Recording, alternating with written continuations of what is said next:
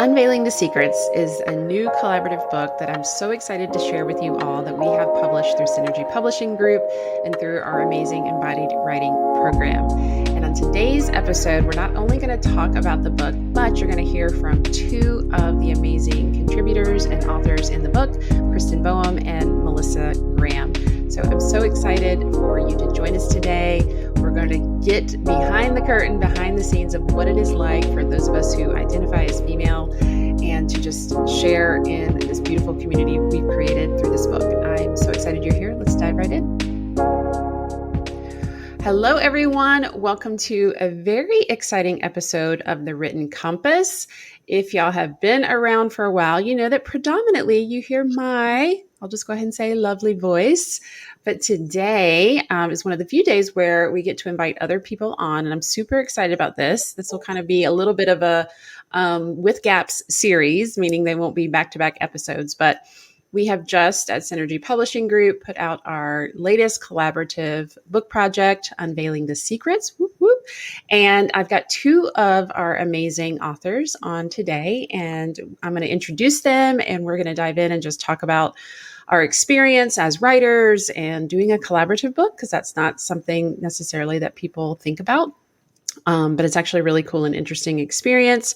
We'll probably share a little bit from the book and just have a good old time. So let me introduce first Kristin Bowen. Kristin is a Delaware native, born and raised in Wilmington, and she invites readers on a transformative exploration of her life.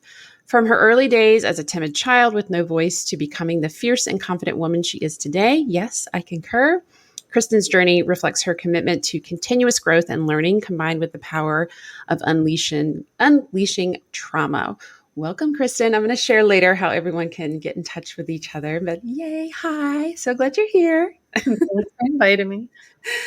And let me introduce Melisa Graham. Melisa is a freelance writer, ghostwriter, and editor, and about 30,000 other things I can attest to, with a background in marketing, communications, and self-assisted publishing.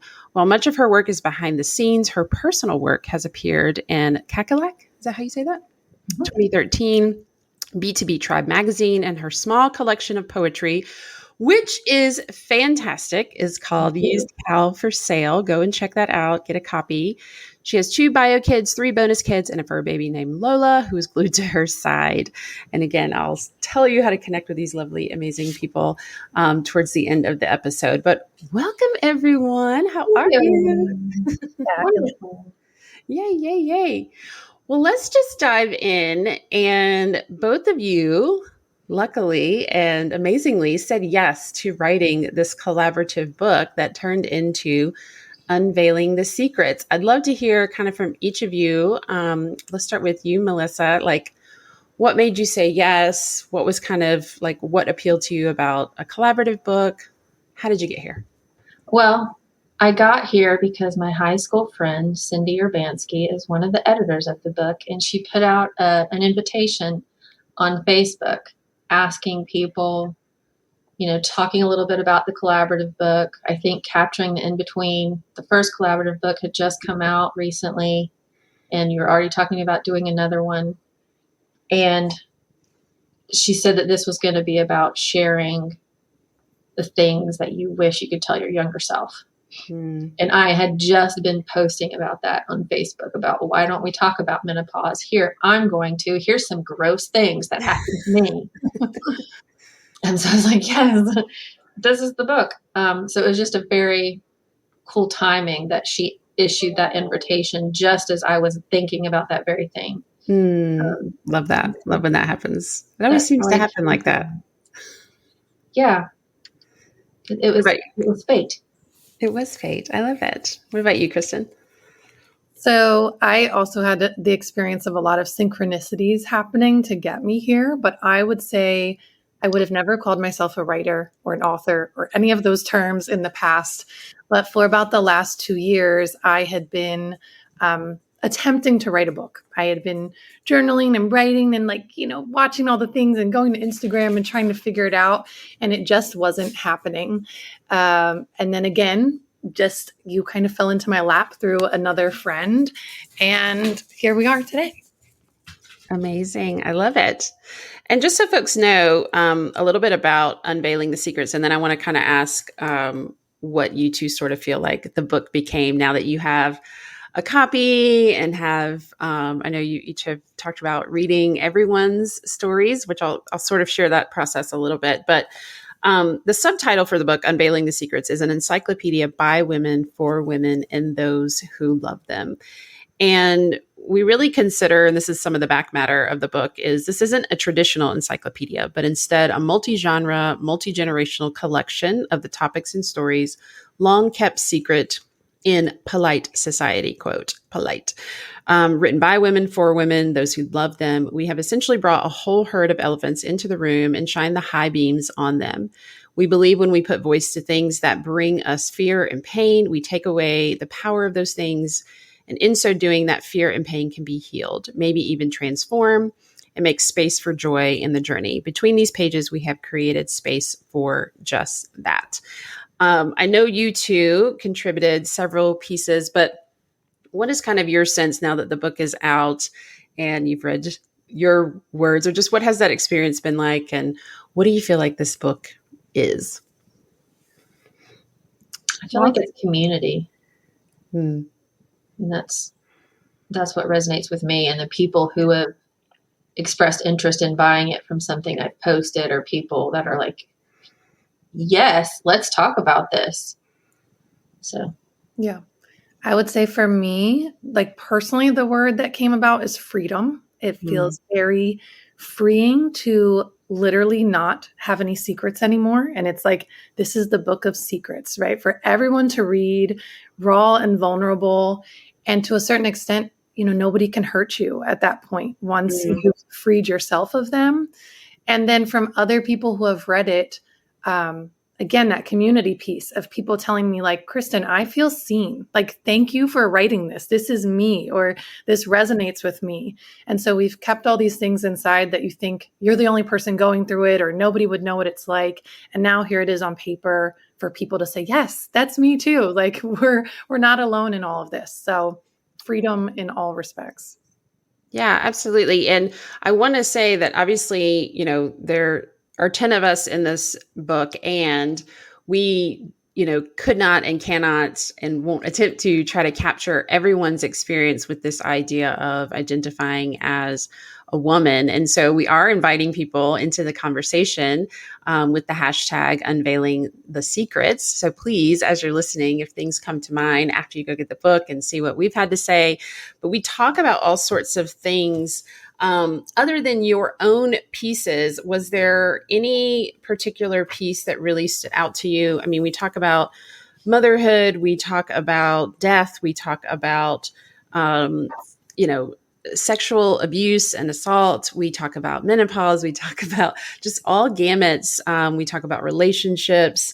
We talk about, depression, like mental health issues, like all the things kind of get going in here. So I'm curious, was there something, well, let's pause actually. Let's talk about the collaborative book process a little bit, and then we'll kind of talk about and shout out our other authors who we hope to and plan to have on here as well in our little sporadic series that we'll do on Unveiling the Secrets. But the collaborative book process, what was that like for you? What were some things that stood out about writing your pieces alongside other people? Melissa, you want to kind of start us off there? Sure.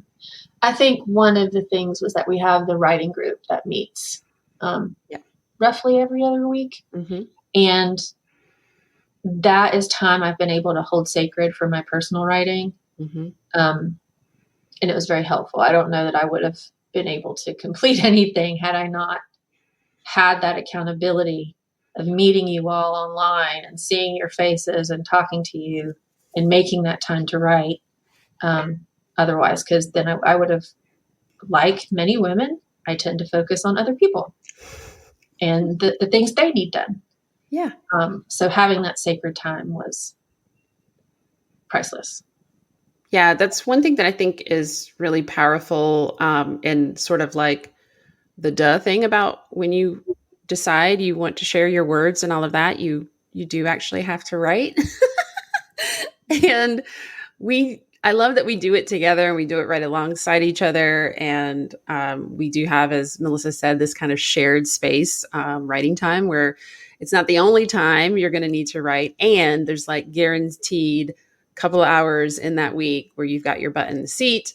We come together, we write, we share, we see what's going on. We, give each other affirmation, ask questions, all that kind of stuff. We write some more and we kind of do that process. And it is a really, I think a twist on how we often see writers as kind of this, they go off on their own into, the woods or the ivory tower or whatever, or Hemingway's separate house with his six-toed cats, like all of that sort of thing. And it's like, no, we're actually just sort of in the trenches in our various spaces, letting it be messy. Yeah. I think I've seen Kristin in her car meeting with us because she was fitting it in when she could. Yeah, absolutely. Yeah, we do. We're in coffee shops, we're in our offices, we're in our homes. Like it's Cindy, our lead writing coach, really talks about like writing around the edges. And I think this book was a real example because this is a lot of women. And as you said, Melissa, women carry a lot of load, whether it's physical load or, mental load. And it's pretty powerful that this many voices can come together and share and, create this cool collaboration. Yeah. Yeah. Kristin, what was it like for you? Yeah, I would add just the collaborative writing process in general was a journey within itself to figure out how I liked to write. Like Melissa said, like sometimes I find myself in the car. Do I want to be cozied up on the couch? Do I need to be at a desk? Am I typing? Am I writing in a book? Like all these things, all these questions that we have. And I love that we have the support of the group to say, just write. Like, okay, do all those things, figure out those spots. One writing stint might be not very productive in a sense where you feel like you're not getting anything done. And then another 30-minute session, you're just, powering through. So I love that we're not by ourselves and we're getting that reinforcement from the group. It's also a little terrifying at first, those first moments when you read your words out loud to a group of people. Mm-hmm. But again, it's that freedom piece and you're getting the support of everyone there to keep going and not do it alone. Yeah. Amazing. And what was it like? What did you notice when you got your copy of the book and you were reading? Because we've all had bits and pieces of each other's stuff. We all shared kind of a Google Drive space and had our own individual spaces within that. And if you're anything like me, like, sometimes what other people are doing, pretty detailed. And other times you're like, I think this is what they're writing about, but I'm not fully sure. And then you get the book. What was that like? And what were some things that you noticed from the other writers as you were kind of really taking in the book for the first time as its whole? For me, I just noticed the uniqueness of each person, right? There's some poems in there. Melissa, when we were talking earlier, Death Becomes Her is one piece that definitely stood out to me, which I also find interesting because I really haven't dealt with a lot of death in my life. And honestly, I felt like it prepared me in some ways. It kind of gave me a sense of peace. And so just to read everyone's words and how amazing they were, but also how different from each other, was really empowering and inspiring. Thank you. For me, I laid out the interior of the book. So as I was laying it out, I kind of skimmed everyone's. And now I'm in the process of going back and actually reading them slowly, one at a time. So I haven't gotten all the way back through it yet. But one of the things that stood out with me, go back to that community piece. In her introductory piece, Cindy talked about the book, The Red Tent, and how, back in the day, women weren't so isolated as we are now. We didn't have these nuclear families that we have. It was a village. It was a collective that worked together, and we shared knowledge and we shared expertise. And it'd be awesome to get back to that. And I think this book is one of the ways that we can do that. Yeah, I love that. And thank you for that reminder. This was the idea of we are not alone. We are not by ourselves. And I think that's some of the feedback that we've received so far, and just people sharing on social media and in reviews on Amazon. P.S. Go leave a review. We'd love that. Is thank you. Like, thank you. These are things that I've experienced, but never, read in someone else. These are things that I didn't know I needed to hear, or that other people experienced. And I think in general, that's the power of writing and books and sharing our stories in and of themselves, is to realize, it's not just me. It's not just me. Even if we have, differences in our experiences and they're not exactly the same, the stories aren't the same, but that sense of, oh, there's someone outside of me. I'm literally reading something that I can relate to and connect to. And this is a person that's, our people were all over the place writing this. And that's really, really cool and powerful, and why I think writing is magical. Mm-hmm. Yeah. So would you all, I'd love to take some time and just share a little blurb from, you both had several pieces in here. So Kristin, you want to kick us off of reading a little bit? And you can kind of, share as much setup or whatever as you want. Yeah. I'll give a little background. This was actually probably one of the hardest pieces for me to write. It was on the relationship between my mother and I, which we've struggled with for most of our life, and we're still struggling with it. But I really was able to take this piece and get kind of different perspectives as I was writing it, and process through a lot of things. And so I'm just going to read the very beginning opening part, which some people may be able to relate to. And the chapter is called Moving On from Mother. It has been over 30 years that I've been mourning the loss of the mother I never had. A mother, quite frankly, I never will have. There are times I daydream about what it could be like to have a close bond together. Brunch on the weekends, daily phone calls to check in and say hi, or tell her about the kids, calling to ask for advice and to hear some of her wisdom. In my mind, we would take impromptu trips to the grocery store together as we buy the ingredients to her famous recipe. That is never going to happen for us. There's no brunch, no happy phone calls, and certainly not a recipe we are cooking together. I still yearn for the day that I'll see her and run straight into her arms and collapse, knowing I'm safe and secure. That day isn't going to come either. What does it feel like to call out to your mom for help when the kids are running wild, your car breaks down, or you aren't sure if you're going to make rent that month? Do daughters actually call their moms when they go through a breakup or have a disagreement with a friend? Not me. Thank you. Thank you. Snap, snap. Thank you. It's a rough one. Love it. Yeah. Okay, I guess I'm supposed to go now, huh? Yes, Melissa. I guess I'll read From Death Becomes Her, since you mentioned that. Yay. Should I read the beginning or the end? What feels good for you? I don't know. This is an ongoing conversation with Melissa. Yes, I don't know. I don't know what I feel. Let's do the All beginning. right, I'll just start at the beginning. Okay, yay. So some background. My brother-in-law died very suddenly at the end of February. And so that was roughly the time that we were starting to meet. So death was on my mind. And the experience of his death didn't make it into this piece. But yeah, it was on my mind. One of my earliest memories is my death. My mom said we were going to the doctor. That was cool because Dr. Counts always gave me lollipops.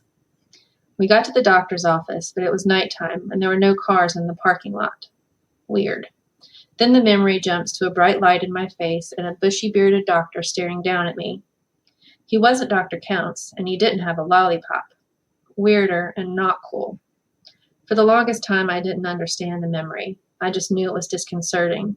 Then one day I jokingly asked my mom if I'd been abducted by aliens when I was little. She gave me that look I'm pretty sure all moms give their children when they ask ridiculous questions, and said, "Well, why do you ask?" That wasn't a no. I recounted the memory for her. "Oh no," she said, "that wasn't aliens." Then she filled in the details of my spotty memory. You'll have to get the book to see what happens next. Love it. I just want to say thank you to you both and to all of our writers. I think it's a really powerful, honorable, like there's just so much honor in getting to hold space for people who are willing to share their words, who are ready and feel the tug and answer that call. And so I just want to say thank you both for sharing your words. And I'm excited. Both of these folks, I'm looking at you, Melissa, are stepping into writing their own books as well and working on those projects too. So more to come from both of these folks. And I know we will be doing another collaborative book. We're kind of in a cycle of one per year because it's just so fun and unique. And I love the fact that we get an inkling of what the book is going to be, like an initial kind of call. And then the book really, and this is for individuals with their books as well, it's just the way it seems to work for our people, is it kind of comes to life and tells us what it wants to be. And so I would love maybe for you all to share, like, what is something maybe you're taking away from this experience as you're moving forward on your writing journey, or just anything, even in our conversation today that you're just sort of reflecting on that you'd be willing to share? Well, you and I have talked about taking my existing book, Used Cow for Sale, and publishing a second edition. So I'm thinking about how that would look and whether it would be the exact same book or if I would take those poems and add a bunch to it to make a whole new book. Mm-hmm. And part of what I've been doing is the essays within Unveiling the Secrets have prompted me to write about similar things. Kristin's restoration piece, for example. I think we all have a story. I won't give any spoilers, but that speaks to a lot of us. And the more we share about our own experiences, the less taboo it is. And, maybe people get justice someday, better justice than they do now. So that's where my head's going. Yes. And I love all the threads that you're kind of pulling on that are supporting you as you're feeling your way forward into what's next for you in your writing. Super exciting. Yeah. What about you, Kristin? I think what I'm carrying forward from this writing process is you don't really have to know all the answers right away. You don't have to know the end point and where it's going. And I think you kind of mentioned this, prompting us with this question of like how it will come about. It will speak to you. It will tell you what needs to be written. And so just learning to just put it on paper, right? Get the blurbs, get the thoughts, the one-liners, the word, the sentence, and just keep writing. And then you will see those threads and how it all comes together and what is the common theme. And so just not overthinking it. And I think you reaffirmed this for me like 80 million times of like, your words are important. Like, just say them. If you're getting that tug to write or to have a book, then you need to do it. There's a reason for that. So having that confidence. I love that. And thank you for reflecting that back. I get emotional just seeing you guys and talking about it. Like, it's like, ooh, affirmation. This is why I am here. So I feel the tug to keep going, and I'm excited about your next projects. And what's really fun is our people who are doing their individual projects always get invited to do the collaborative projects as well. Because it just feels like Cindy always talks about how it's nice to have multiple books going. So when you're disgusted with one, you've got another one to keep you going and excited. And so that's been really fun too, is to see, people writing multiple things and like having a piece coming out, and the collaborative book kind of revs your engine to keep going in your individual book and back and forth. So all good, juicy, yummy stuff. So thank you all so much. I do want to share. Well, you all tell me, what's the best way? What do you want to tell people if they want to connect with you, just get to know your work a little bit more and what you're doing and just hang out with you? What's the best way to do that? Probably Instagram. My handle is the numeral 1 S Melisa. because Melissa has one S in it. Yes. And we'll make sure in the show notes that we have these as well. Awesome. Yeah, probably the same. Mine is KJax, like Jackson, JACKS 99 Awesome. on Instagram. Yeah. So follow these folks. We'd love to hear those of you who are reading Unveiling the Secrets or have read it. Please let us know what is showing up for you. Leave a review, tag us, and comment from this episode. Share this episode. And as always, we want to continue this conversation. These are important ones, and we know we have not captured all of the secrets that need to be unveiled and the curtain pulled back on. So use that hashtag Unveiling the Secrets and let's keep the conversation going. I love it. I'm already like, maybe there's like volumes of this book. Yeah. This feels like one that could keep going. So I'm just gonna put that out there. We'll see what wants to show up, like Kristin said. Amazing. Thank you all so much for joining us here. Thank you, Kristin and Melissa, and we'll talk to you guys soon. Thank you so much for listening to this episode of The Written Compass. If you are enjoying this content, do me a favor and go and review the podcast. This allows me to share and get these messages out to the people who really need them, who we want to read their books in the future. You can also go and share your thoughts and tag me at Shayna Hartman _ on Instagram. Again, this is just a way for us to get connected and share the writing love.